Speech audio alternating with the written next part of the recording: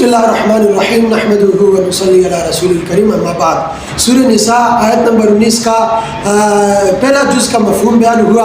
اب آیت نمبر 19 کا دوسرا جو جز ہے اس کا مفہوم بیان کرتا ہوں۔ پہلے جز میں عورت کے جو اولیاء ہیں، جو معاشرے کے دیگر افراد ہیں، ان کو عورت پر ظلم سے روکا گیا۔ اب دوسرے جز میں خاص شوہر کو ظلم سے روکا گیا کہ اپنی بیوی پر ظلم نہ کرے۔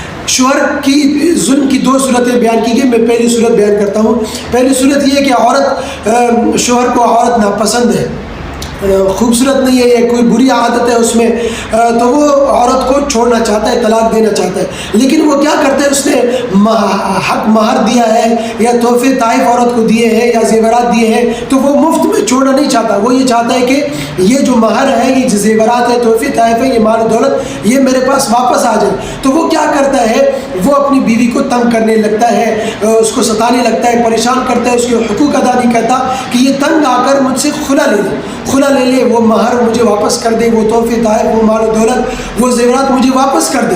تو اس طرح تنگ کرنے لگتا ہے۔ اس ظلم سے روکا گیا، اس کو ظلم کہا گیا، یہ انتہائی ظلم ہے، یہ انصافی ہے، اس طرح نہیں کیا جائے، بلکہ وَعَاشِرُوهُنَّ بِالْمَعْرُوفِ، اللہ تعالیٰ نے شوہر کو ترغیب دی، شوہر کو سمجھایا کہ عورت کے ساتھ، اپنی بیوی کے ساتھ بھلے انداز میں اچھے طریقے سے زندگی گزارو، ان کی دیکھ بھال کرو، ان کی حقوق ادا کرو۔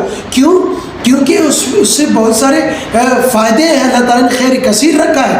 ایک، اگر اس میں عادت اچھی نہیں ہے، بدصورت ہے، یا کوئی اور اس کی اندر بری عادت ہے، تو اس کی اچھائیوں کو بھی دیکھو، اس کے اندر کتنی اچھائیاں ہیں، کتنی بلائیاں ہیں، کتنی اچھی صفات ہیں۔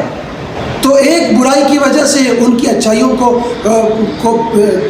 کٹ لگا دیتے ہو، کاٹس لگا دیتے ہو، ان کو نظر انداز کرتے ہو، بلکہ ہونا تو یہ چاہیے تھا کہ اس کے اتنی ساری اچھائیوں کی وجہ سے اس کی ایک برائی کو نظر انداز کر دینا چاہیے تھا، لیکن الٹا چل رہے ہو، کتنے سارے فائدے اس سے اٹھا رہی ہو بھی تو دیکھو نا۔